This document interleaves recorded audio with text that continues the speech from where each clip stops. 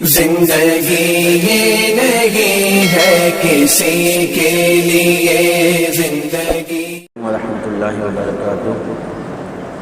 اعوذ باللہ من الشیطان الرجیم، بسم اللہ الرحمن الرحیم۔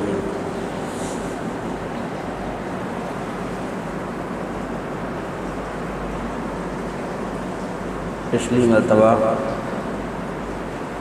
آیت کریمہ پڑھی تھی، الذین یاکلون الربا لا یقومون الا کما یقوم الذی یتخبطہ الشیطان من المس الی آخر الآیہ۔ یعنی وہ لوگ جو سود کھاتے ہیں قیامت کے دن نہ کھڑے ہوں گے مگر کھڑا ہوتا ہے وہ جسے آسیب نے چھو کر مضبوط بنا دیا ہو۔ یعنی قیامت کے دن ان کا حال ایسے ہی ہوگا جیسے آسیب زدہ کا حال ہوتا ہے۔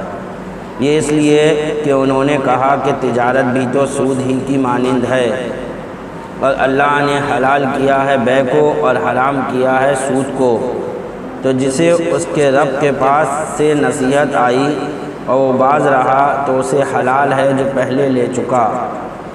یعنی جب تک سود کا حکم نہیں آیا تھا اس سے پہلے جس نے جو سود لے لیا، اب حکم آ گیا تو وہ پہلے کا لینا اس کے لیے حلال ہے، اور اس کا کام خدا کے سپرد ہے۔ اور جو اب ایسی حرکت کرے گا، یعنی سود کے حرام ہونے کا حکم آنے کے بعد اب کوئی سود لے گا تو وہ دوزخی ہے، وہ اس میں مدتوں رہیں گے۔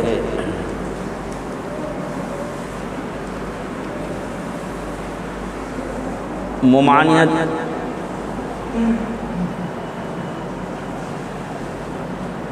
سود کی ممانعت اور سود کی دینی اور دنیاوی خرابیاں۔ کہنا سود سے تجارت بند ہونے کا قوی اندیشہ ہے۔ اگر سود عام ہو جائے تو تجارت جو آدمی کر رہا ہے وہ اس کے بند ہونے کا قوی اندیشہ ہے کہ جب سود خور کو بلا محنت اور بلا خوف و خطر نفع ملے گا تو وہ تجارت کی محنت اور اس کے خطرات کیوں برداشت کرے گا۔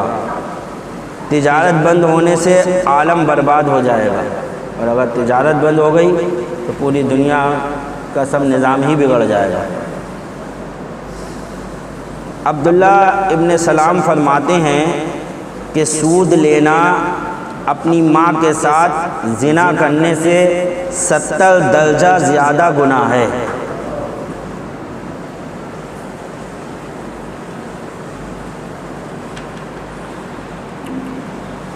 سود کی حقیقت اور اس کے مسائل چند بیان کیے جا رہے ہیں کہ آخر سود ہے کیا۔ سود کی دو صورتیں ہیں، زیادتی کا سود اور ادھار کا۔ زیادتی کے سود کی حقیقت یہ ہے کہ دو طرفہ ایک جنس اور ایک ناپ تول کا مال ہو، اور پھر ایک طرف زیادہ ہو اور دوسری طرف کم۔ مثلا چاندی کے عوض چاندی،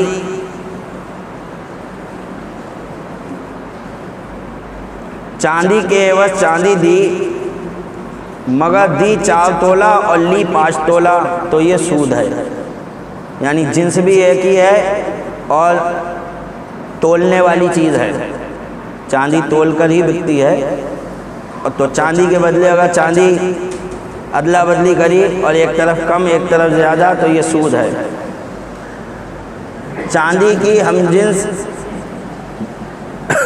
یہ سود ہے کہ چاندی کی ہم جنس بھی ہے اور ہم وزن بھی، کہ تولہ ماشا یا رتی سے تولی جاتی ہے۔ خیال رہے کہ ہم جنس وہ ہے جو نام اور کام میں یکساں ہو۔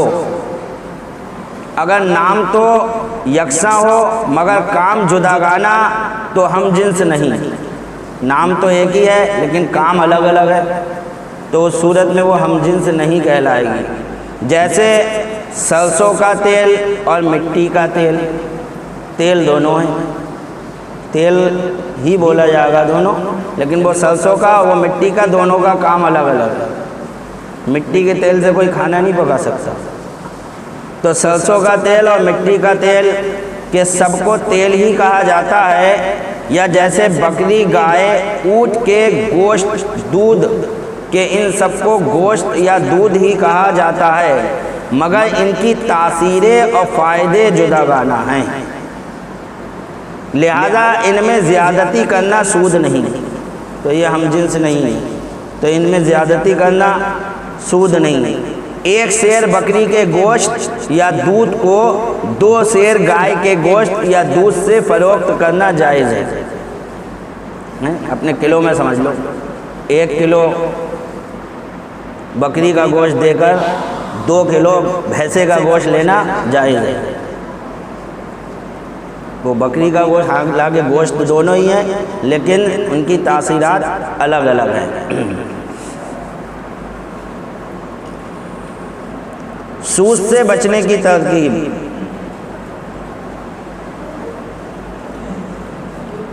یہ تو معلوم ہو چکا کہ سود میں 2 شرطیں ہیں، دونوں مالوں کا ہم جنس ہونا اور ناپ تول میں یکساں ہونا۔ دونوں مال بھی ایک ہی جنس کے ہوں اور ناپ تول کی چیز ہو تبھی سود ہے۔ اگر ناپ تول کی چیز نہیں ہے تو وہ سود نہیں ہے۔ یعنی مثال کے طور پر انڈا، مرغی کا انڈا یہ تول کا بکنے والی چیز نہیں ہے، تو اگر کسی نے 1 انڈا دے کر بدلے میں 2 انڈے لیے تو یہ سود نہیں ہے، کیونکہ یہ تول سے بکنے والی چیز نہیں ہے۔ تو یہ تو معلوم ہو چکا کہ سود میں 2 شرطیں ہیں، دونوں مالوں کا ہم جنس ہونا اور ناپ تول میں یکساں ہونا۔ اگر ان میں سے ایک بھی شرط نہ ہوگی تو زیادتی حلال ہوگی۔ دیکھو 1 من گیہوں کے عوض 2 من جو لینا جائز، کہ گیہوں اور جو ایک جنس نہیں۔ ایسے ہی مرغی کے 10 انڈے دے کر 15 لینا جائز، کہ یہ اگرچہ ہم جنس ہیں مگر ناپ تول کی چیز نہیں بلکہ گن کر بکتے ہیں۔ ایسے ہی حربی کفار سے نفع لینا سود نہیں۔ ہندوستان میں موجود کفار سے نفع لینا سود نہیں، یعنی ہندوستان کی سرزمین پر جتنے بھی کافر ہیں ان سب سے نفع لے لینا یہ سود میں شمار نہیں ہوگا۔ ہندوستان میں موجود کفار سے نفع لینا سود نہیں، کہ اگرچہ یہ ملک دارالاسلام ہے مگر یہاں کے کفار سب حربی ہیں، بلکہ کفار حربی سے ہر عقد فاسد جائز ہے، بشرطے کہ اس میں مسلمان کا نفع ہو اور اس میں ظلم اور دغا نہ ہو۔ یعنی جو آپس میں ایک مسلمان کے لیے بے جائز نہیں ہے، فاسد ہوتی ہے بے، وہ کافروں سے جائز ہے۔ ان سے نفع حاصل کرنا، جب ہمیں فائدہ ہو رہا ہے تو ان سے فائدہ اٹھانا جائز ہے، جبکہ ظلم نہ ہو اور دھوکہ بازی نہ ہو۔ پنجاب کا مروجہ رہن حرام ہے، کیونکہ یہاں زمین رہن لے کر اس کا نفع قرض خواہ کھاتا رہتا ہے۔ یعنی بہت سے لوگ زمینیں رکھ دیتے ہیں گروی، تو یہ گروی رکھنا کہہ رہے ہیں اس کو جو ہے یہ جائز نہیں ہے، کیونکہ جو آدمی گروی رکھتا ہے وہ زمین کو ایسے ہی نہیں چھوڑتا ہے بلکہ اس سے نفع اٹھاتا ہے، اس میں کھیت باڑی کرتا ہے، سب کچھ کرتا ہے، اور یہی تو سود ہے، اس سے نفع اٹھانا۔ اس کا نفع قرض خواہ کھاتا رہتا ہے اور پھر پورا قرض وصول کر کے زمین واپس کرتا ہے، یہ خالص سود ہے۔ اس کی تدبیر یہ ہے، کہنا ہاں ایک تدبیر ہم بتا رہے ہیں کس طریقے سے جائز ہو جائے گا۔ اس کی تدبیر یہ ہے کہ زمین کی بے وفا کر دی جائے، اب اس کا منافع حلال ہوگا اور مقصود بھی حاصل ہو جائے گا، یعنی بجائے رہن نامہ کے بے نامہ لکھا جائے اور ساتھ ہی اقرار نامہ رجسٹری کرا دیا جائے کہ جس وقت بائے چاہے اپنی زمین اسی قیمت سے واپس کر لے گا۔ ساتھ میں یہ بھی لکھوایا جائے جب بیچے، اور یہ ساتھ میں لکھوا دے کہ جب میں چاہوں گا اسی قیمت پہ اپنی زمین واپس لے لوں گا۔ اب وہ جو ہے وہ زمین بھی بک گئی، اس سے وہ اس میں نفع بھی کر سکتا ہے، اور یہ جب چاہے اس زمین کو واپس بھی لے سکتا ہے۔ تو اس میں نہ کوئی سود ہوگا اور کچھ نہیں ہوگا، وہ بھی نفع اٹھا سکتا ہے اور یہ بھی۔ یہ طریقہ جو ہے سود میں نہیں آئے گا، اسی قیمت سے واپس کرے۔ اب زمین کا منافع قرض خواہ کو حلال ہے کہ وہ زمین اس کی ملک ہو چکی۔ مشکات شریف باب الربا میں ہے کہ ایک بار حضرت بلال نے 2 سا ردی خر میں 1 سا کھڑے خرموں سے بیچے۔ حضور صلی اللہ علیہ وسلم نے فرمایا کہ یہ سود ہو گیا، یوں نہ کرو بلکہ پہلے ردی خرمے روپیے کی عوض فروخت کر دو، پھر اس روپے سے کھڑے خرمے خرید لو۔ لہذا اگر تمہیں 2 سیر خراب گیہوں دے کر 1 سیر اچھے گیہوں لینا ہے تو گندم کے عوض نہ دو، بلکہ یہ 2 سیر مثلاً 8 آنے میں بیچ دو، پھر اس 8 آنے کے کھڑے گیہوں 1 سیر خرید لو۔ تو یہ اس طرح سود بھی نہیں ہوگا۔ پہلے معلوم ہو چکا کہ کفار سے نفع لینا سود نہیں بلکہ حلال ہے، لہذا آج کل Punjab bank, bank of India وغیرہ کفار کے سارے بینک سے نفع حلال ہے، یہ سود نہیں آئے گا۔ اگرچہ وہ لوگ اسے سود ہی کہتے ہیں، بیاض ہی کہتے ہیں، لیکن مسلمان کو اس کو بیاض نہیں سمجھنا چاہیے۔ مسلمان کے لیے یہ پیسہ حلال ہے، کیوں؟ کیونکہ یہ کفار حربی ہیں اور وہ ان سے یہ پیسہ لینا جائز ہے۔ کفار کے سارے بینک سے نفع حلال ہے، اگرچہ وہ لوگ اسے سود کہتے ہیں، مگر یہ شرعاً سود نہیں۔ البتہ مسلمانوں کے بینک سے نفع لینا حرام ہوگا۔ اگر کسی مسلمان کی بینک ہوگی، اس میں سب مسلمان ہی کا ہوگا، تو اس سے نفع لینا پھر حرام ہوگا۔ بینک کے مسئلے سے زندگی یا مال کا بیمہ کرانے کا حکم بھی معلوم ہو گیا کہ اگر بیمہ کمپنی خالص کفار کی ہے تو بیمہ حلال ورنہ حرام، کہ بیمے میں بھی روپے پر نفع لیا جاتا ہے۔ سود کے شبے سے بچنا بھی ضروری ہے۔ حضرت عمر رضی اللہ عنہ فرماتے ہیں کہ نبی کریم صلی اللہ علیہ وسلم نے سود کا تفصیلی بیان فرمانے سے پہلے وفات پائی، یعنی پورا سرکار صحیح تفصیلی بیان سود کے بارے میں سرکار نہیں بتایا، اس سے پہلے ہی اللہ کے رسول کا وصال ہو گیا، آپ نے پردہ فرما لیا۔ تو حضرت عمر رضی اللہ تعالیٰ عنہ فرماتے ہیں کہ نبی کریم صلی اللہ علیہ وسلم نے سود کا تفصیلی بیان فرمانے سے پیشتر وفات پائی، لہذا سود اور اس کے شبے سے بھی بچا کرو، جس میں شبہ بھی ہو اس سے بھی بچ جایا کرو، کہ سرکار نے جب اس کا تفصیلی بیان نہیں بتایا ہے تو جہاں تک ہو سکے ذرا سا بھی کوئی شبہ دکھے تو اس سے دور بھاگو۔ یمحق اللہ الربا ویربی الصدقات واللہ لا یحب کل کفار اثیم ان الذین آمنوا وعملوا الصالحات واقاموا الصلاة وآتوا الزکاة لهم اجرهم عند ربهم ولا خوف علیہم ولا هم یحزنون۔ اللہ ہلاک کرتا ہے سود کو اور بڑھاتا ہے خیرات کو، اور اللہ کو پسند نہیں آتا کوئی ناشکرا بڑا گناہگار۔ بے شک وہ جو ایمان لائے اور اچھے کام کیے اور نماز قائم کی اور زکوٰۃ دی، ان کا نیک ان کے رب کے پاس ہے، اور نہ انہیں کچھ اندیشہ ہو اور نہ کچھ غم ہو۔ کہہ رہے ہیں جب حلال مال جمع کرنے والے عمرہ 500 برس بعد جنت میں جائیں گے، یعنی حلال کمائی جنہوں نے کری ہے، امیر تھے، اللہ حلال رزق کمایا، تو وہ امیر لوگ 500 سال بعد جنت میں جائیں گے، حالانکہ حلال کمائی تھی ان کی سب کچھ۔ کیوں جائیں گے؟ انہیں حساب دینے میں ہی اتنا وقت لگ جائے گا، اور غریب پہلے چلے جائیں گے، ہے ہی نہیں کچھ، تھوڑا سا تھا، حساب دیا چلے گئے، اور وہ ارب پتی، لکھ پتی، کروڑ پتی جائیداد ہے، تو وہ 500 سال بعد جنت میں جائیں گے۔ جنہوں نے حلال کمایا ہے ان کے بارے میں کہہ رہے ہیں جب حلال مال جمع کرنے والے عمرہ 500 برس بعد جنت میں جائیں گے تو اس حرام خور غنی کا کیا پوچھنا رہا کہ جو حرام کما رہا ہے وہ پھر کہاں سے جنت میں جانے کی سوچ رہا ہے، جب جنہوں نے جائز کمایا وہ تو 500 سال کے بعد ان کو موقع ملے گا جنت میں جانے کا، اور جو حرام کھا رہے حرام خور غنی کا کیا پوچھنا رہا۔ سخی یعنی رہا سخی، امیر تھا اور اس نے خوب سخاوت کری اللہ کی راہ میں، کہنا ہے رہا سخی تو اللہ اس کے صدقے کو قبول فرمائے گا، اللہ اس کے صدقے کو قبول فرمائے گا، اسے بڑھائے گا، اس کے صدقات جاریہ سے بعد موت بھی اسے ثواب ملتا رہے گا۔ رب تعالیٰ کسی ناشکر گناہگار یا کسی اڑیل کافر اور ضدی گناہگار سے راضی نہیں، لہذا سود کو حلال جاننے والا کافر یا سود خور مجرم بارگاہ الہی کا مجرم ہے۔ یا ایھا الذین آمنوا اتقوا اللہ وذروا ما بقی من الربا ان کنتم مؤمنین فإن لم تفعلوا فأذنوا بحرب من اللہ ورسولہ وإن تبتم فلکم رؤوس اموالکم لا تظلمون ولا تظلمون۔ اے ایمان والو، اللہ سے ڈرو اور چھوڑ دو جو باقی رہ گیا ہے سود، اگر مسلمان ہو۔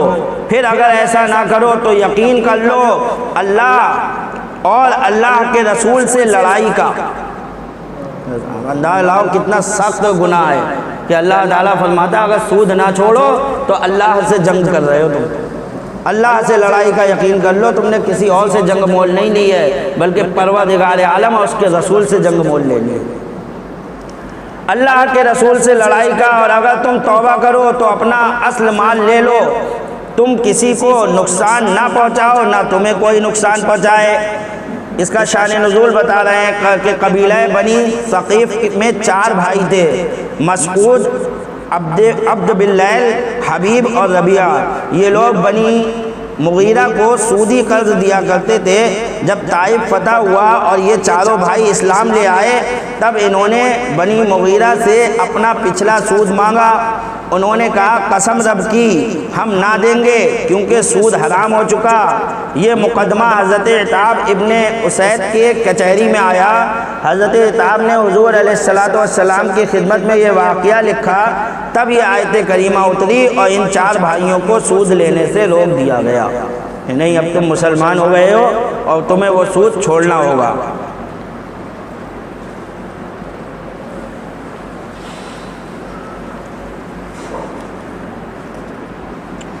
وَإِنْ كَانَ ذُو عُسْرَةٍ فَنَظِرَةٌ إِلَىٰ مَيْسَرَةٍ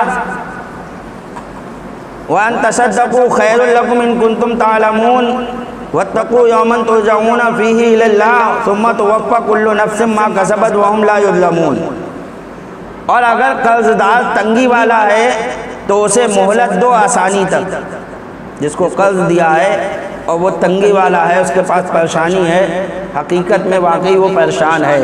آج کل آدمی قرض لے لیتا ہے پھر پریشان بنتا ہے، حالانکہ اپنے سارے کام نپٹاتا ہے، اپنے سارے کام ہوتے ہیں۔ پریشان تو وہ ہے کہ اپنا بھی اس کا کوئی کام نہیں بن پا رہا ہے اور وہ واقعی کھانے کے اس کے یہاں لالے پڑے ہوئے ہیں، جیسے تیسے گزر بسر کر رہا ہے، اب اپنے سب کام ہو رہے ہیں اور جب کہا بھائی ہمارے پیسے، ارے یار ابھی کام ہی کہاں چل رہا ہے، بہت پریشان ہے۔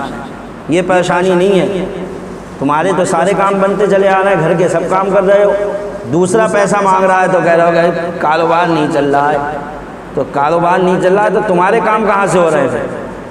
تو وہ تنگ دست کہ اس کا کاروبار نہیں چل رہا ہے، دکھ رہا ہے واقعی کہ ہاں اس کے گھر میں جو ہے کتنی تنگی ہو گئی ہے، کتنی پریشانی ہو گئی ہے، کہاں سے دے گا پیسہ۔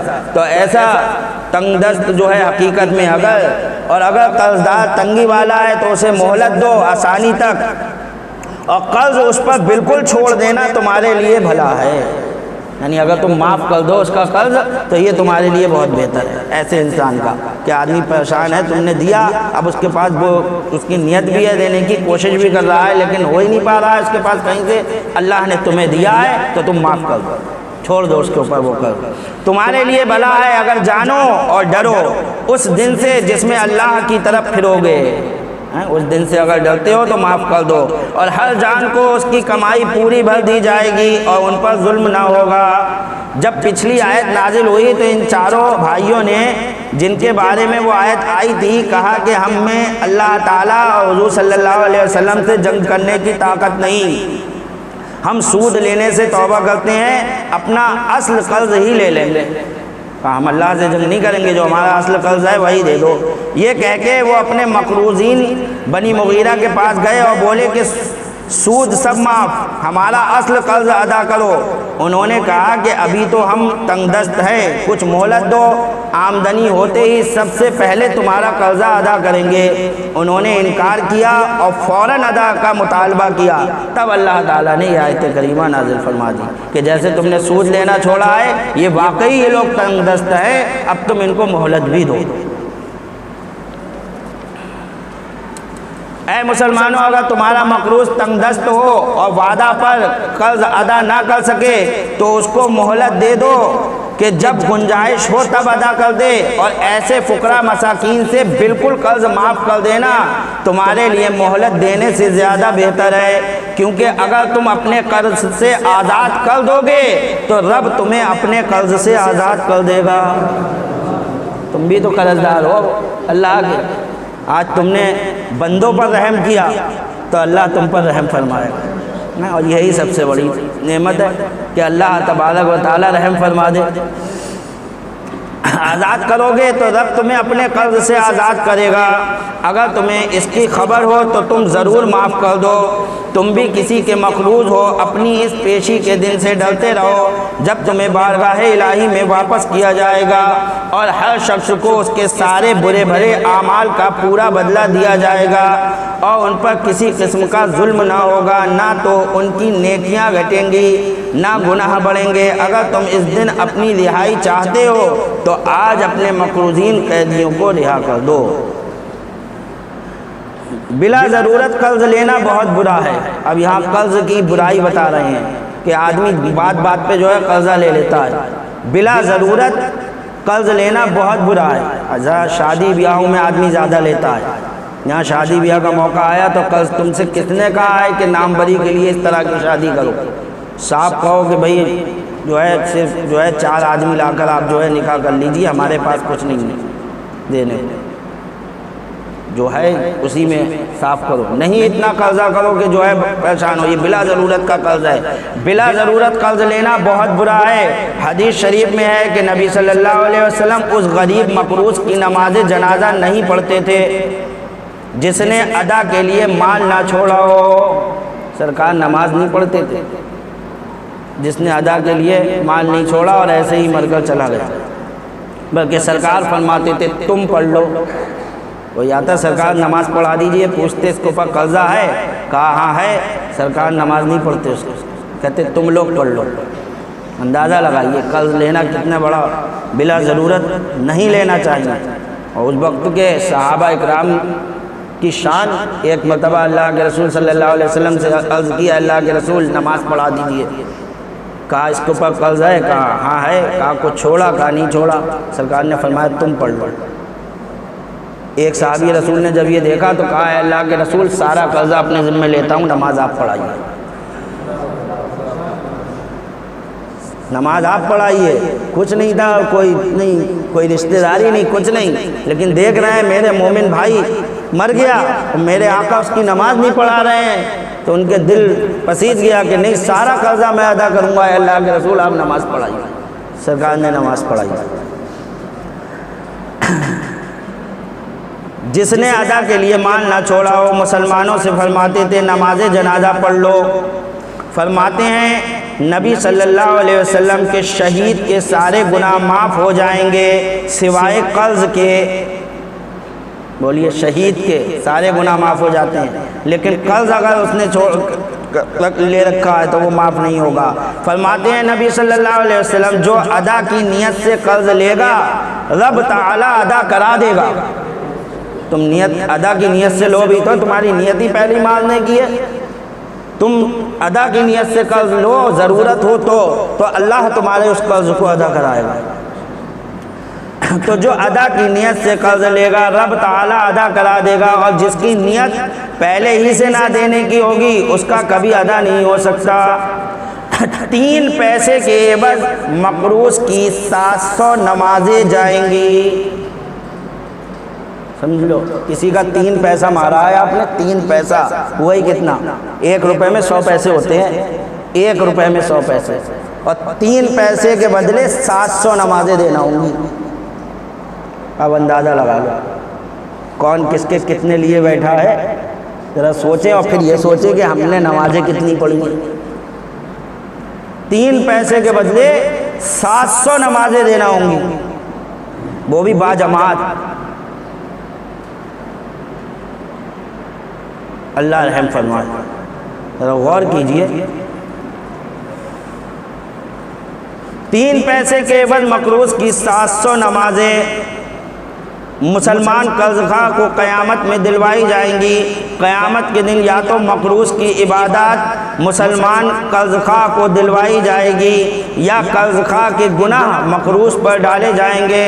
مسلمان ان روایات سے عبرت پکڑیں۔ آج کل شادی و موت کے حرام رسمیں پوری کرنے کے لیے قرض لینے کی عام عادت ہو گئی ہے، اور سودی قرض اور بھی وبال ہے۔ آپ اس تفسیر میں پڑھ چکے ہیں کہ حضور علیہ السلام نے سود دینے والے پر لعنت فرمائی۔ احمد کی روایت میں ہے کہ اگر کوئی شخص 7 بار بھی زندہ ہو کر شہید ہوتا رہے جنت میں نہیں جائے گا جب تک کہ قرضہ ادا نہ کر دے۔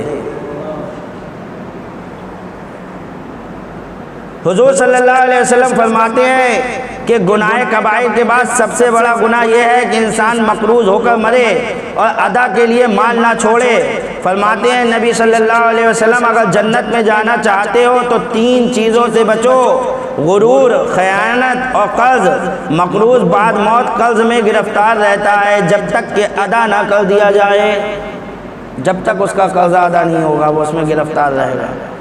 رب تعالی مسلمان کی عادت چھڑائے۔ وما علینا الا البلاغ۔ سنتیں پڑھ لیجیے۔